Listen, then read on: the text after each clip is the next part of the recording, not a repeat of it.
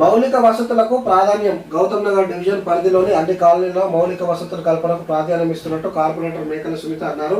New Venkateswara నగర్లో పాడైన బోరుకు శుక్రవారం ఆమె తన సొంత నిధులతో మరమ్మతులు చేయించారు.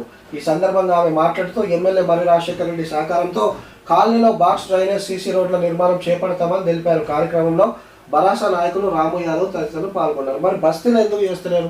ఇప్పుడు ఈస్ట్ అయ్యన్ నగర్లో వచ్చారు, గాంధీ బొమ్మ పక్కన మా సొంత డబ్బులతో చేపిస్తా అని చెప్పారు. ఆ బోరు కనెక్షన్ ఇప్పించారు, కానీ ఆ బోర్ మొత్తం మట్టిలో కూరుకుపోయింది. ఎందుకంటే 5-6 ఏళ్ళకే దానికి కనెక్షన్ అయ్యలేదు, ఎన్నిసార్లు చెప్పినా వినలేదు.